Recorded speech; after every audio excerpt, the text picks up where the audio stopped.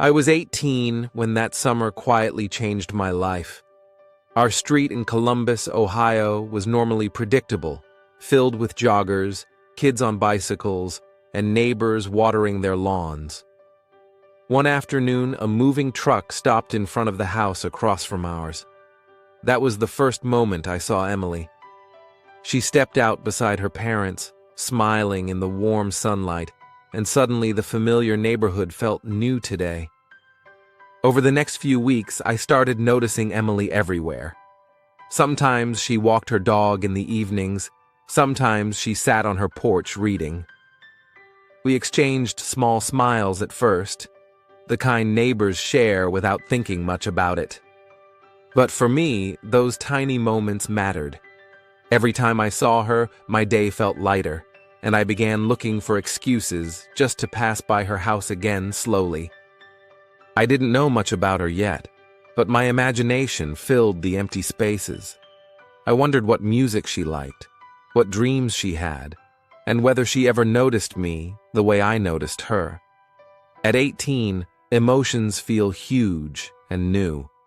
What started as curiosity slowly turned into something deeper. I realized that seeing Emily had become the quiet highlight of my ordinary days lately. By late August, we had started talking more often.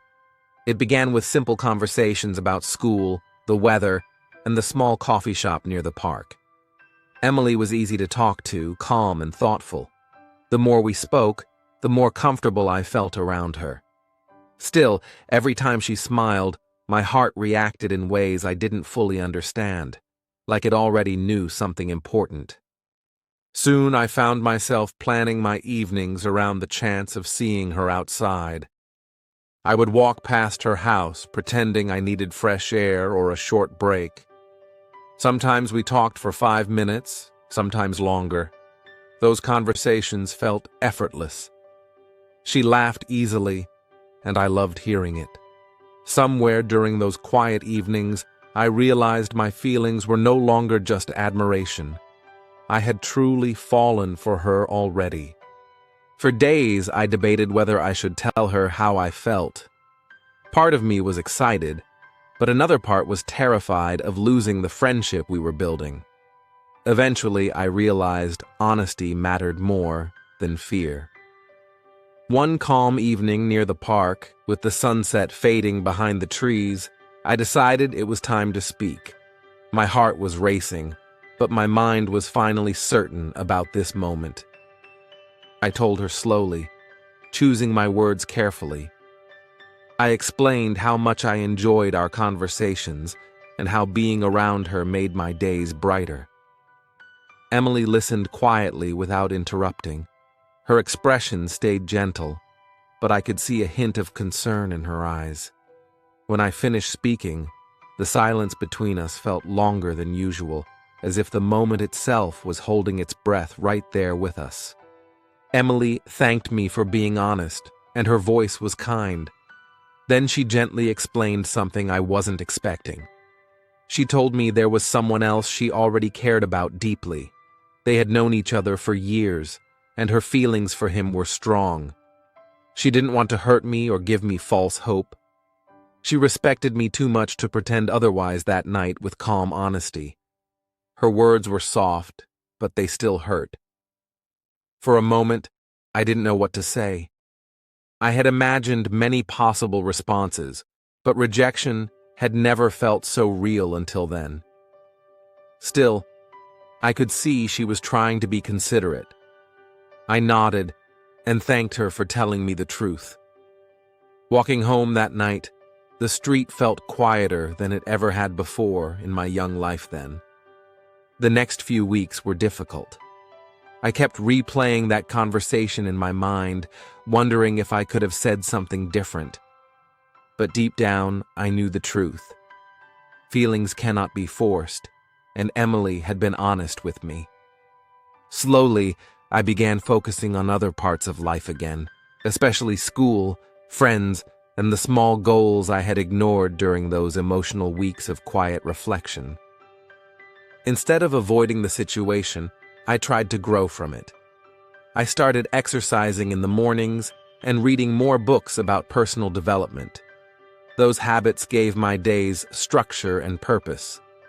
The sadness didn't disappear overnight, but it became easier to carry. I began realizing that rejection wasn't the end of my story. It was simply a moment that could shape me into someone stronger and wiser. Over time, Emily and I returned to being friendly neighbors. The awkwardness slowly faded because we both respected each other. Seeing her no longer filled me with disappointment. Instead, it reminded me of how much I had grown in just a few months. Life felt bigger than one unanswered feeling, and I started understanding that every experience, even painful ones, carries something valuable for the future. Looking back, I realized that my feelings for Emily had taught me more about myself than I expected. I learned courage by speaking honestly. I learned respect by accepting her choice.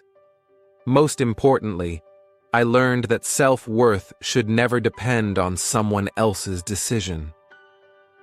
Those lessons quietly shaped the person I was becoming, preparing me for relationships that would appear later in life with patience and maturity. At 18, I thought love meant being chosen by the person you admired most. Now, I understand something deeper. Love also means respecting another person's feelings, even when they are different from yours. It means growing instead of becoming bitter. That realization changed the way I looked at life, relationships, and even myself. Rejection stopped feeling like failure and started feeling like guidance for my future choices. Today, when I think about that summer, I don't remember only the rejection. I remember the courage it took to be honest and the strength it took to move forward. Sometimes life doesn't give us the answer we hope for, but it still gives us the lesson we need.